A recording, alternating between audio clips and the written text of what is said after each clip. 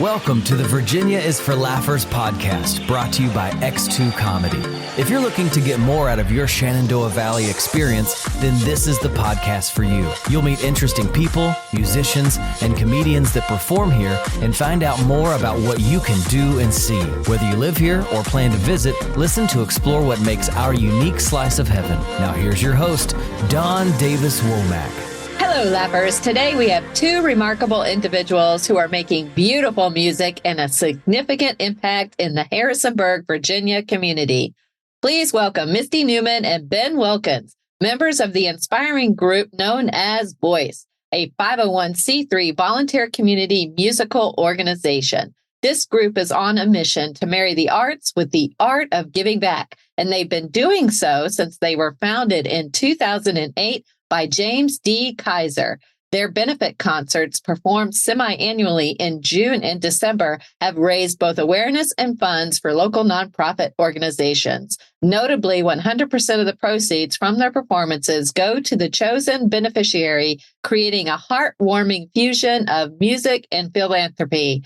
Their organization's musical performances are a delightful blend of themed, memorized, and lightly choreographed concerts that cover a wide spectrum of music genres, from Broadway and Disney to country and glee, along with other chart-topping hits. Voice's history is a testament to their dedication to the community, supporting over 20 local nonprofits by raising over $75,000 with a membership that has grown to include over 100 individual singers, musicians, and technical supporters. Welcome to the show, Misty and Ben. It's great to have you both on today. Yay, thanks for having us. This is exciting to me because the only place that I can be found singing is in the shower. So I have a lot to learn from both of you vocal artists today and performers, and I can't wait to get into it. I think it would be very interesting to just start with the question, can each of you both share your personal journey and how you became involved with Voice? Sure. So thanks for having us. My name is Misty, and I got started in Voice back in about 2015. And actually, I had lived in the Valley for years and even had friends who were in the organization, and I did not know it existed. And I was so sad. So I'm so thankful that you're giving us the space to share this with other people. But I was in a musical with the founder, and he said, "Wait, why are you not doing this?" And I said, "Wait, what is it?" And then as soon as he told me what it was, I was like, this is perfect. I love to sing. And I love making the community a priority. And so this kind of just like puts both of those in the same space. And I think especially once you finish school, like it's hard to find a space to get to sing regularly. Maybe if you're a part of a faith community, you do that. But if you're not, it's really tricky. And so it's just been such a gift to be able to have these weekly rehearsals, to know that I'm making music and meeting new great people and doing it for a good cause. Oh, that's great. How about you, Ben? Well, actually, I am one of the founding members of Voice. So What? I joined way back in 2008. Actually, pre-Voice, James and I performed in some recitals together, and we were just a group of friends who were singing together. He enjoyed singing. He was a music major at JMU, and I was a music minor at EMU, and our paths crossed and we just became friends. And that's really kind of how Voice started. Was just a group of people, a group of friends who love to sing, and we love to sing together.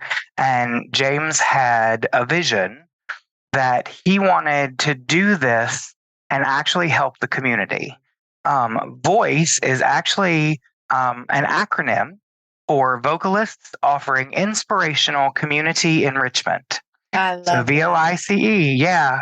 And so we started out, I believe our first concert as Voice in 2008, there were 12 singers, and we have grown exponentially and had, a lot of different people in and out and through the doors. But I've been singing since I was about 5 years old. I started singing in church, sang all through, school and college. And then, like Misty said, it's kismet when you meet someone and you kind of have those same kind of feelings and and, love of music, and to find this organization and to help be a part of the founding of this organization has just been a blessing for me. But for 15 years, I have been performing with voice. I actually had one concert that I didn't sing because I thought I was going to be out of town for work, but I did still take part in it. I actually ran the light board for that concert. So I have been involved in all of our concerts in one way or another. There's only one other founding member who is still in the group, who has actually sang in every single concert since the beginning until now. She also had 2 babies in there, so she just kept going with us. So she and I have a little rivalry, and so now she says, "Ha, I've actually sang in all of them." Can you share her first name with us? Sharon.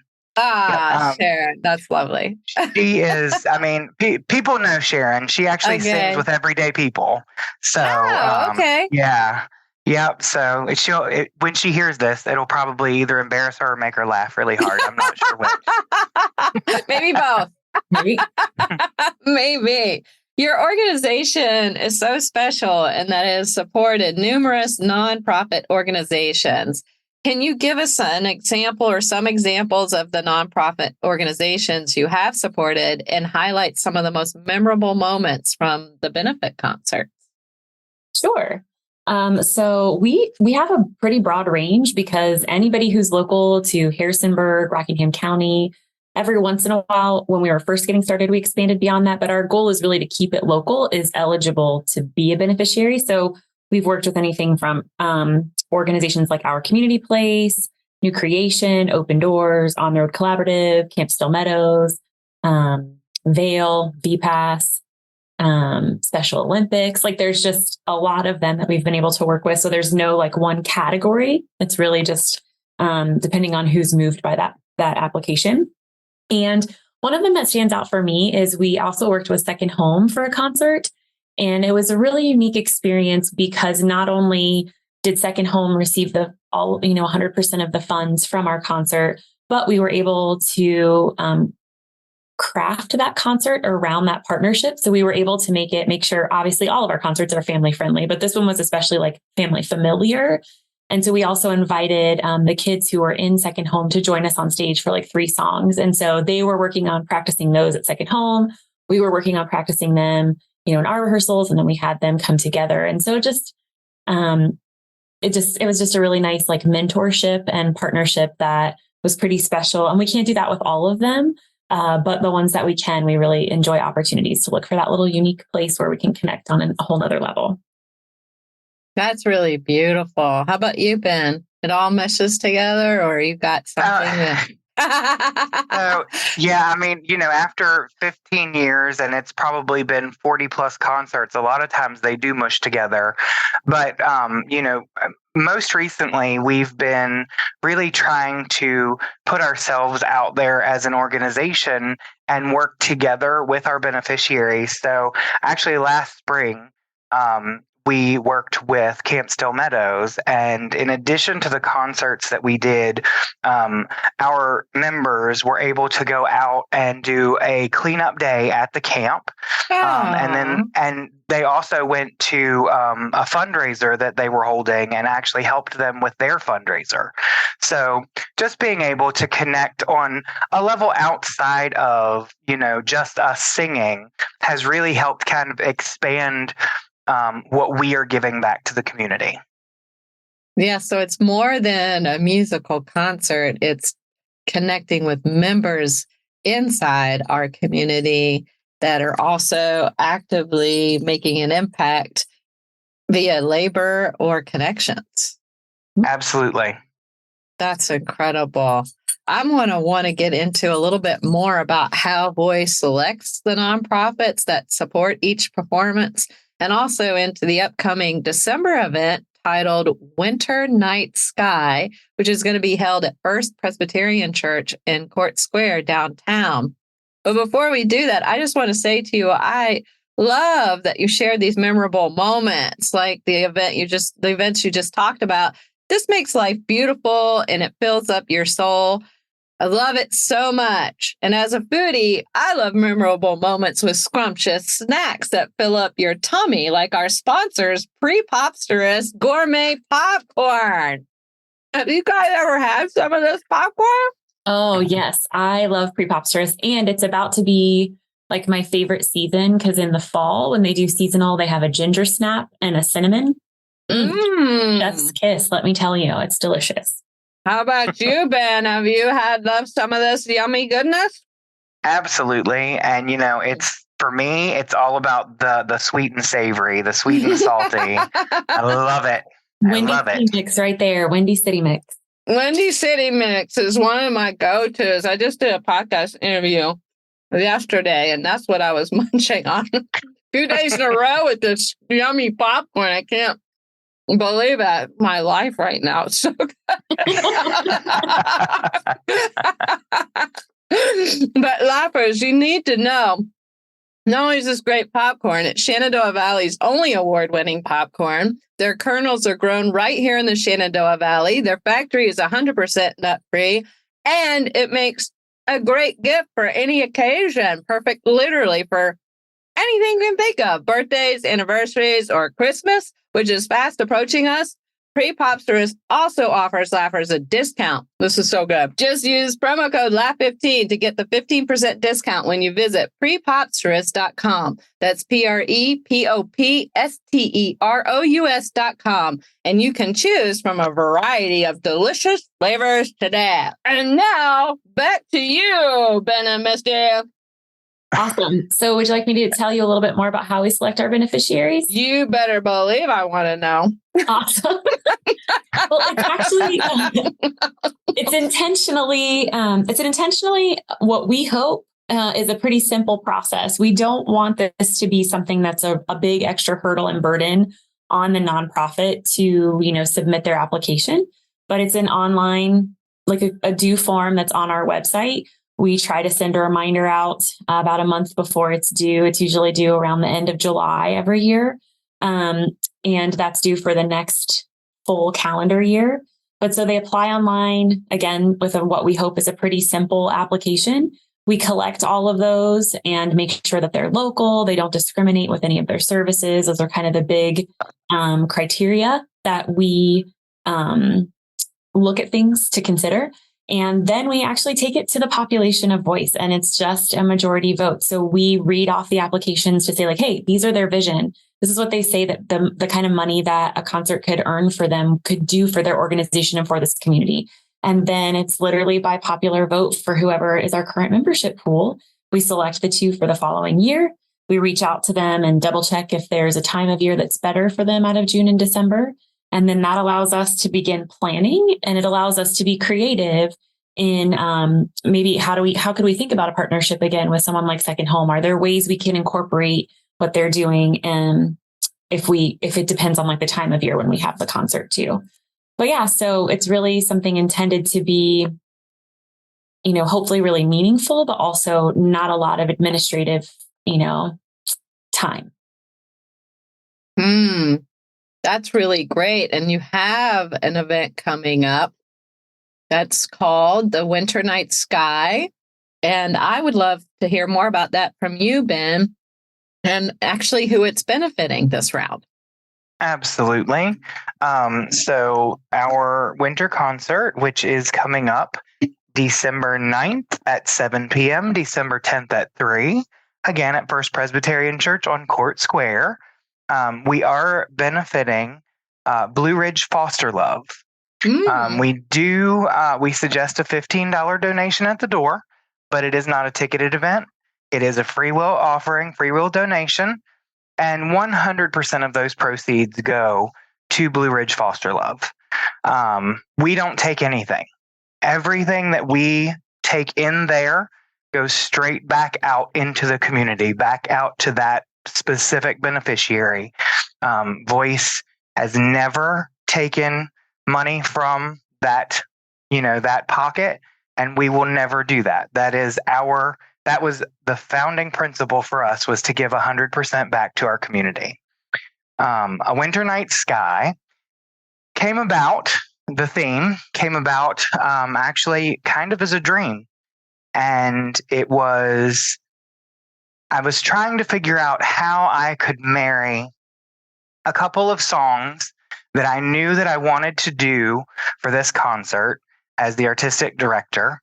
And I picked out, I only had 3 or 4 that were definitely calling out to me. And I said, okay, how does this theme work? And so many times in December, you have holiday concerts and they're 90 to 100% holiday music. And, holiday music is great. It's wonderful. It's happy. I've been listening to it since July myself. But as singers, we really get tired of rehashing the same songs over and over and over and over at the holidays. And so part of the process was trying to figure out, like, okay, so we want to start incorporating as many genres as we can into our concerts and giving a brief overview of music in general. And so for this concert, I have jazz, I have funk, I have a cappella pieces, I have pop, we have choral pieces. We do have some holiday stuff, but the overarching theme that pulls everything together is A Winter Night Sky. So the song either has something to do with the night sky or with winter. And so that really is a broad spectrum and allowed us to pull in all of these different genres, these different types of music. And what I'm really excited about is it also has afforded us the opportunity to work with some instrumentalists that we don't normally bring into our concerts. So we have, a lot of times we'll have some sort of band with us, but this time we're going to have that plus. And I think we'll talk about that. We'll probably talk about that maybe a little later. Yes. But yeah, so I'm really excited. We don't often put out there anything other than the title of our show. And the more broad the title, the more interest it seems to pique, and people want to come and they want to see, what does this mean? And so that's the whole thing, we really love to do things that might be a little different than your standard concert. We are a choir. We are an adult choir, but we are not a standard adult choir. We love what we do. We have fun. And, our singers range from people who are classically trained all the way down to people who don't have a clue how to read music. Mm-hmm. And it opens it up for our community at large. If you love to sing, come on and join us. I love it. I have a few questions in the information that you shared. And one is the beneficiary. I'm assuming this is a organization or nonprofit organization that does work with fostering. That from the name, am I correct about that? Fostering children? Yes. So the organization works with kinship families and with foster families. They don't distinguish that explicitly just because they know their resources for both of those can still really be strapped. And so they're actually housed, they kind of have a boutique kind of space. They want it not to look like it's somewhere you wouldn't want to go shopping, even though you just make an appointment. And if you have someone who's been added to your family because you're in a fostering situation, you can make an appointment to go there and let them look around at donated clothes or toys or a few supplies. And then the kids can take what they need and go home, and you can come back the next week if you need a little bit more. And it's just intended to make sure that when kids are put into a foster situation, sometimes it's pretty abrupt. and they don't get time to pack a lot, or even if they could pack, they just aren't permitted to take a ton with them. And so this organization is actually relatively new. It's only about a year and a half old, I believe. And it was just, we were really impressed when we saw the application, and obviously that moved people in the organization, and they said, this is one of the ones we want to be our beneficiary. Oh, this is getting even more interesting to me. So this means this isn't exactly a nonprofit organization that matches families, but they provide resource support for the children who have gone into foster care and have items available in their a shop, but they're not calling it a shop, or their space, I guess. Yeah, it's intended to look kind of like if I went into, TJ Maxx or something. Like there's racks of clothes and it's sorted by, season and sizing, or there's an area for toys or books or things like that, because they want to, like, I don't know if this is the right way to say it, but like they want to provide dignity to the people, the children who need to come in and look for things. So they want it to not seem, even though some of it's brand new, much of it is secondhand. But from the outside, they didn't want it to be something where when you pass by, you're like, oh, that's where all the people who need help go. Like they wanted to destigmatize it. So from the outside, it looks like a storefront like anyone else. It's just, you would have to make an appointment because it doesn't have like 8 to 5 open hours where you would just like peruse.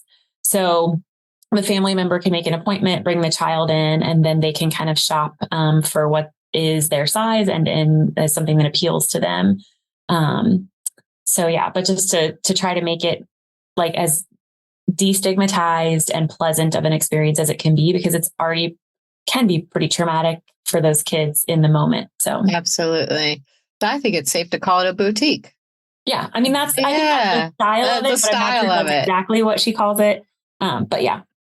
Okay. So, one of the other things that Blue Ridge Foster Love does that's really, really cool is they sponsor a request. And that is actually like foster care funding provides for the basics, but they want to provide for something more.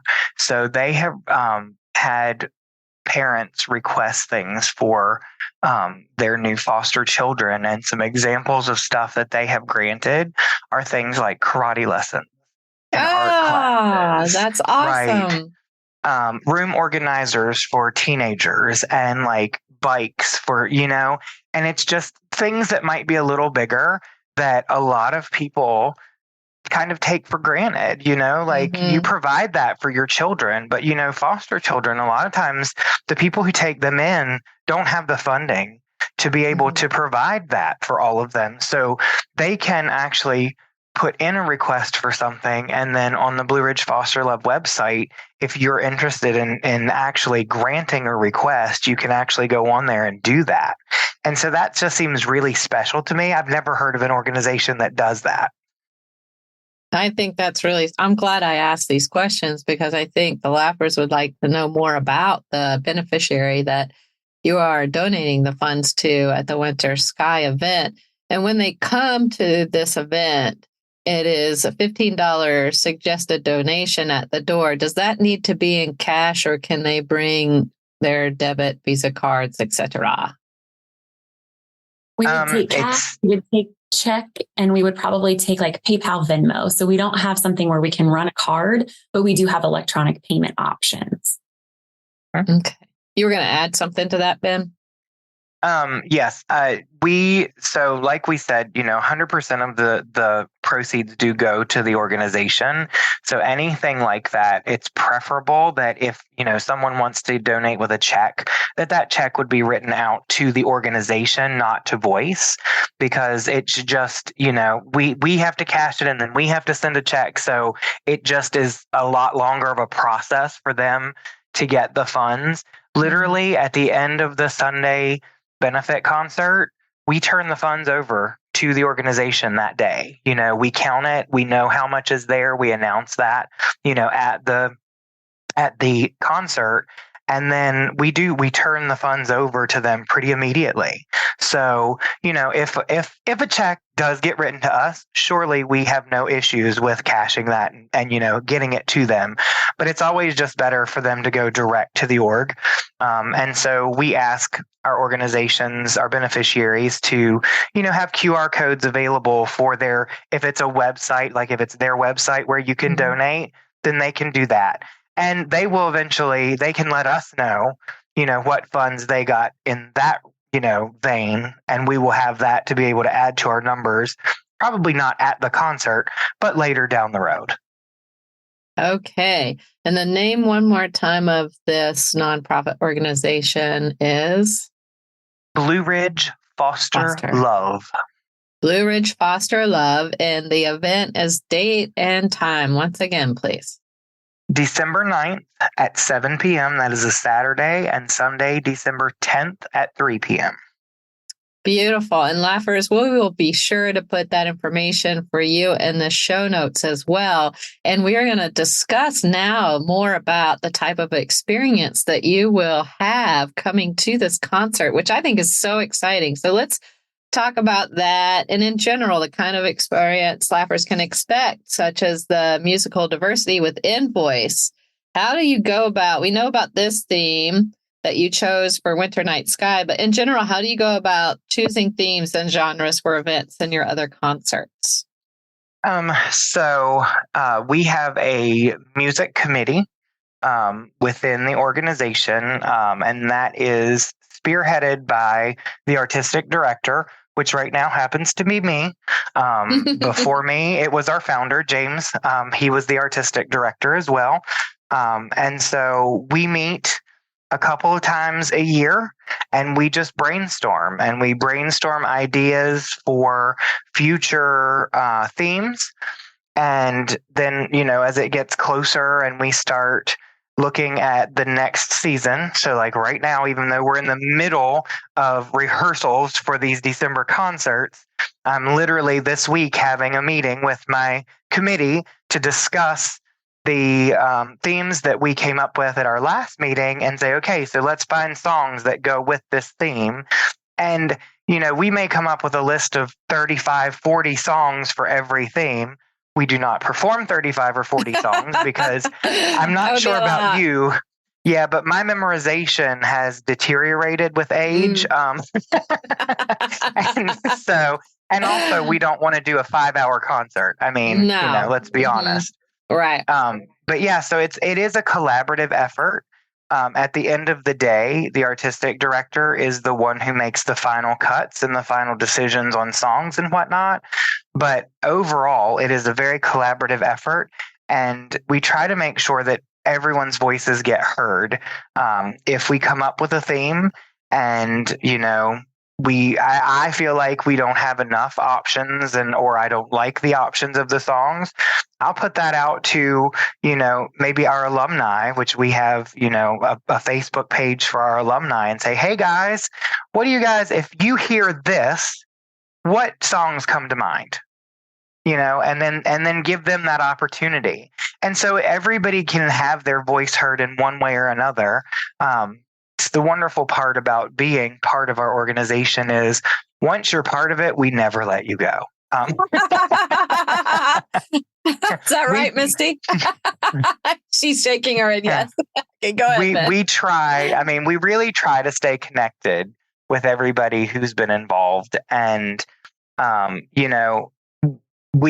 this year is our 15th anniversary.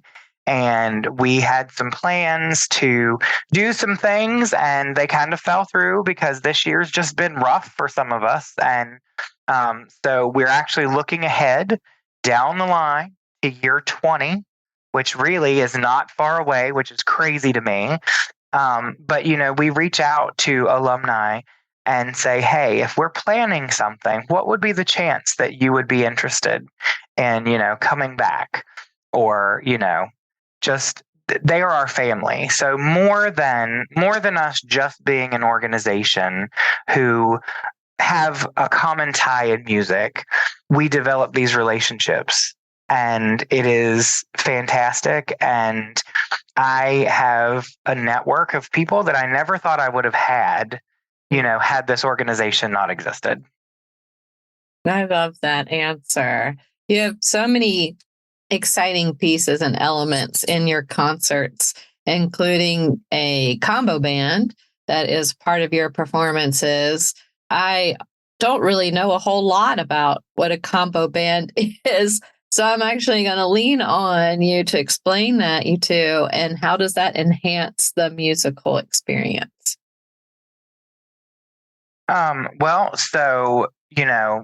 When we started out back in the day, back when we were all babies,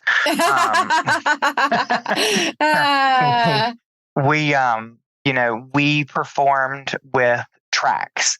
So those would have been CDs, recordings of instrumentals that, they were backing tracks, and we could do our shows with those. And over time, we kind of evolved, and we were like, it'd be really nice to have live musicians with us. And so we have a 4-piece combo band, which consists of bass, guitar, drums, and keyboard.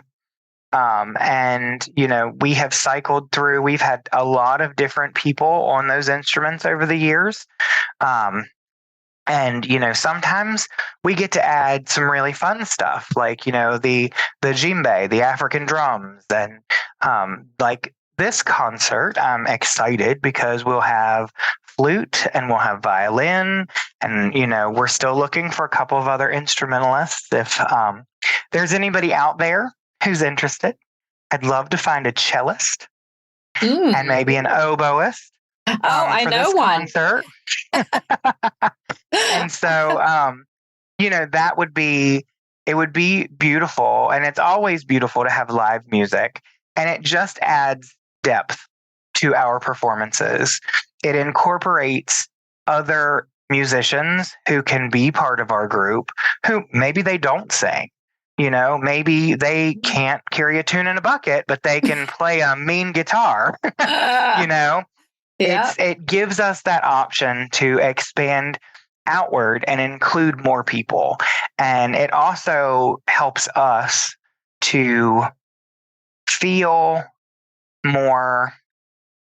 almost more professional in what we're doing, as opposed to, a lot of times when we're performing with tracks, we rely on, actually being able to hear things, and if sounds aren't loud enough. And we find this also as, we get older. It just becomes more taxing to not have that. We've done in the more recent past, we've had times where, our instrumentalists couldn't perform with us. And so we've had to go back to tracks. And it's so odd to go from one, to feel like we've taken that step back. And so it's always, we always encourage people, if you are interested in being a part of our organization, reach out. It might not be this season that we need a drummer, but we might need a drummer next season because, one that we're working with can't do next season. Everybody needs a break except me and Sharon. And apparently, it's just, right? I mean, and it's completely understandable. We never have the expectation that if you come and you sing with us, you have to sing with us from now until forever. Would we love it? Absolutely. But yes, I think, it definitely adds to everything that we are doing. And we love it. So we hope to continue with our combo band. I really like that. And I didn't really realize that that was a part of the concert experience that you offer in June and December, because my experience so far with voice is I've seen just the choir piece of it. And I don't remember a combo band, or has there always been a combo band as part of each performance? I mean, since I've been in about 2015, 16, there's only been one concert that we didn't have a live band. Okay. There may have been a concert where we only had piano as opposed to the 4-piece combo. And there was one concert where we had to use the tracks. Okay. But, I imagine you're just not seeing them as much because the vocal ensemble is definitely what's front and center. That's But probably the what it music that you was. were hearing would have been probably provided by live musicians. The one event I'm thinking of was at Paula Lamb's place last December, I think. Oh, yep. No, that was just a caroling. That wasn't our, like the band that Ben is talking about is for our concerts, like our beneficiary concert. Got it. That was just a smaller gig that we did mostly a cappella. So yeah. There we go. So that is something else that you do outside the two main concert performances in June and December. So if somebody wanted to bring you all to their event, they could actually contact you and say, hey, we have this private event, or we want to do this event. Can we have the voice choir come and sing a cappella for us? Yes. And that's so that is a possibility. Yeah. Okay. So I wasn't seeing things is what we're saying. No, you were not. Yes. Okay, so think about that, laughers. There are more ways that you can get involved with voice. I think this organization is amazing. It's been around since 2008. So how have you all adapted to challenges such as the COVID-19 pandemic and continue to make a positive impact on our community? Well, certainly being an organization that does something together, it's really tricky because it's also something like you can't sing together on Zoom live. Like, once one person's microphone goes on, everyone else's goes off. So you can't really hear each other to make music together. So we took advantage of at least maintaining our community internally and got on Zoom every week, like probably for the first 6 weeks, maybe. I feel like we got on Zoom every week and just kind of touched base with each other and did check-ins and kind of just made sure that the family community feel was going okay. And then each semester as a leadership team, we would kind of reconvene to be like, is it safe enough to be back? Especially with, singing being kind of like a super spread seeming activity. And we wanted to make sure we kept everyone safe. And then we did a couple outdoor picnics. And so during COVID, we really had to just focus on our, the people within the group and alum. We kind of as Ben said, once you're in, you're in. And so everyone was in. And then each semester, we just kind of had to do a temp check of do we feel like it's safe yet? Do we feel like it's safe? And when we finally came back, we did say okay, we're coming back. We're following CDC guidelines. We're asking everyone to be vaccinated and we're asking everyone to be masked. So our first season back, we said our hope is that we will be able to perform an unmasked concert. But if that's not an option, you need to commit now that you would do a masked concert and that we're at least going to start off masked in rehearsals. And so we did masked rehearsals and our season is 15 weeks. So basically a semester. And so that's what everyone committed to that rejoined with us or joined new. And that's what we did. And thankfully we were able to have an unmasked concert when that finally came to fruition. But we probably had 3 or 4 unmasked rehearsals because we were really wearing masks that whole time until we got it back. And I think we're still rebuilding a little bit from that. Because, if your name's not out there or your number of people, we had some people when they came back, their priorities had just shifted or their time commitments had just shifted. And so we're still rebuilding from that. But I think that trying to maintain the health of our organization from within was what we really did to make it through that. And we're starting to already see fruit of that again, where we're, getting more, we've, have new members each semester again and can move into that way. Well, thank you for sharing that, Misty. I'm wondering, how can individuals get involved with voice now as singers, musicians, or supporters? Ben, can you share a little bit about that with us? Absolutely. So we host an all-call information session for each of our semesters, and those usually happen in January and August. You can follow our socials, and we post those dates on there. The info sessions are open for anyone who's interested in being involved, and we bring everyone together, and this is alumni or returning singers and musicians, along with anyone else who might be interested in joining us. And that's where we have the big reveal of the theme for the show for that semester. We reveal the dates and the expectations as far as rehearsal schedule and any fundraisers that we might be doing that semester. And we just give everyone the information that they need to know about what the expectation is to be a part of Voice. Because, as we've discussed a little bit here, in addition to just singing and performing the concerts, we do other things outside of that.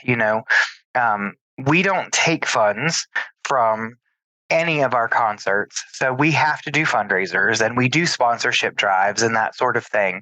And so those are some expectations also that we put on the constituency to help kind of shoulder that, as opposed to having our leadership team, which is a board of 5, actually have to do it all. And so, but anyone who is interested can certainly contact us through our website, through our Facebook, through Instagram, and let us know what they're interested in doing. We have a show coming up in December, and we need technical support. We need, maybe some stage management or props management. If those things are needed for each concert, it differs. And so if people are interested in helping in those sorts of ways, they can just shoot us an email. And that, will get to the proper people and we will be back in contact. Sponsors, however, we are happy to take sponsors year round. And if you go on our website, www.voiceensemble.org, there is a sponsorship tab. It lists our sponsorship opportunities. We have different tier levels of sponsors. We also will take in-kind sponsors.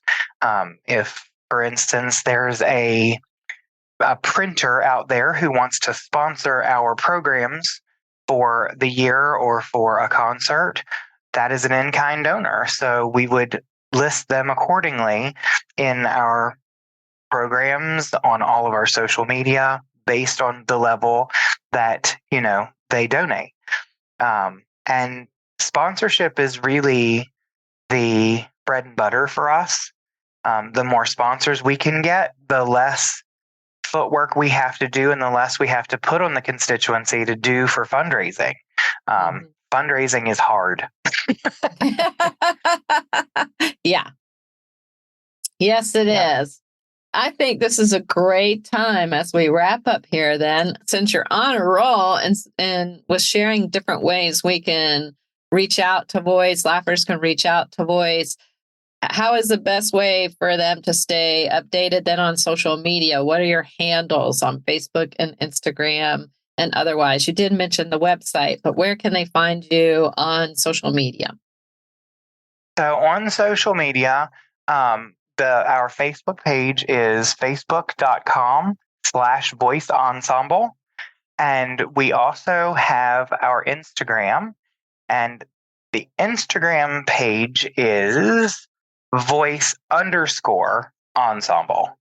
So we try to keep it the same as much as we can. We try to keep it simple. But also, voiceensemble.org, which is the website. All of our socials are listed there. We would love to connect with each and every one of you out there.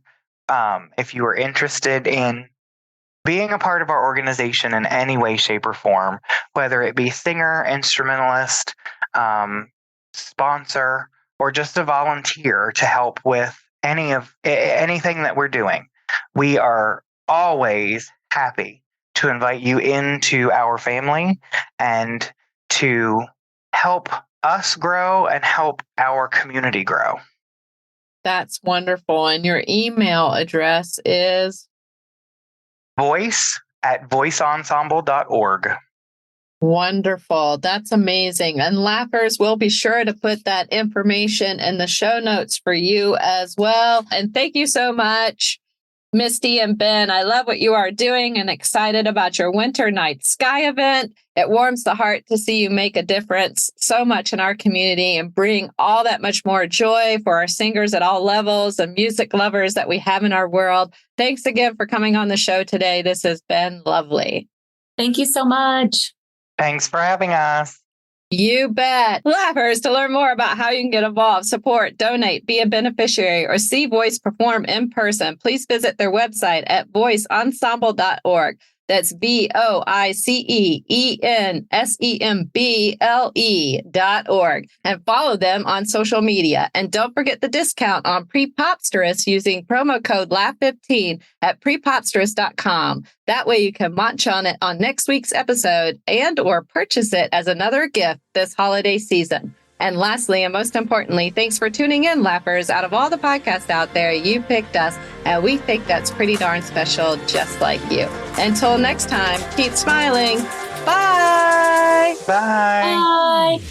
Thanks for tuning in to this episode of Virginia is for Laughers podcast, brought to you by X2 Comedy. We'll be dropping a new podcast every Wednesday, so check back for another uplifting episode. Come to an X2 Comedy show or let us bring one to you. To find out more, head to x2comedy.com. Be sure to share this podcast with a friend, and until next time, cheers.